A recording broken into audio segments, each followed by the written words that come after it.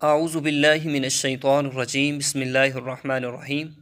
امید کرتا ہوں کہ اللہ کے فضل کرم اور شکر کے ساتھ میرے تمام دوست خیریت سے ہوں گے، اور دعا ہے اللہ سب پہ اپنا خاص فضل و کرم نازل فرمائے۔ تو جی ناظرین، ماہ رمضان کا مہینہ شروع ہونے والا ہے۔ ماہ رمضان کی آمد ہے، بڑی برکتوں والا مہینہ آ رہا ہے۔ دل میں پھر سے خوشیوں کا پیغام آ رہا ہے، ہم سے ملنے بہت ہی پیارا مہمان آ رہا ہے۔ یہ جان کر خوشی سے ہم سرشار ہو گئے کہ ہو مبارک مومنوں، پھر سے رمضان آ رہا ہے۔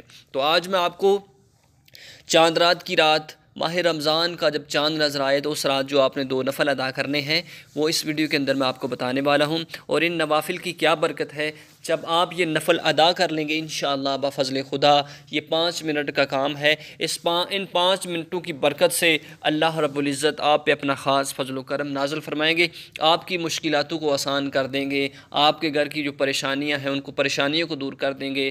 آپ کے گھر میں کوئی جادو ہے، کوئی مسائل ہے، کوئی بھی پرابلم ہے، تو یہ عمل کرنے کی برکت سے انشاءاللہ بفضل خدا وہ سب کا سب دور ہو جائے گا۔ اور انشاءاللہ اگر آپ کے رزق میں کمی ہے تو انشاءاللہ بفضل خدا رزق اللہ کی طرف سے آپ کو خاص عطا ہوگا۔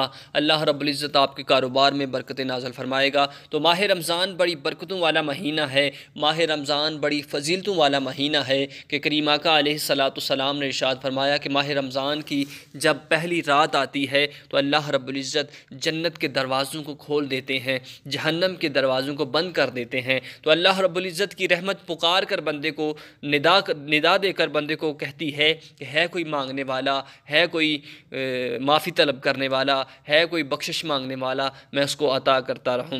تو جو انسان اللہ رب العزت سے مانگتا ہے اس ماہ مقدس کے اندر تو انشاءاللہ بفضل خدا اس کی دعاؤں کو اللہ رب العزت اپنی بارگاہ میں مقبول و منظور کرتے ہیں۔ تو آج میں آپ کو ایک وظیفہ بتانے والا ہوں جو آپ نے کرنا ہے۔ تو آپ نے جب ماہ رمضان کا چاند دیکھ لیں تو ماہ رمضان کا چاند دیکھ کر آپ نے مسجد کے اندر مغرب کے بعد آپ کر لیں، بہتر ہوگا کہ مغرب کے بعد جیسے ہی آپ چاند دیکھیں تو آپ نے مسجد کے اندر جا کر 2 رکعت نماز نفل جو بھی آپ کے دل کے اندر حاجت ہے نیت کر کے آپ نے ہاتھوں کو باندھ لینا ہے، اللہ اکبر کہہ کر ثنا کر کے آپ نے فاتحہ پڑھنی ہے۔ فاتحہ پڑھنے کے بعد آپ نے 21 مرتبہ سورہ قدر کو پڑھنا ہے۔ 21 مرتبہ سورہ قدر کو پڑھ کر دوسری رکعت کے اندر بھی اسی طرح 21 مرتبہ سورہ قدر کو پڑھنا ہے۔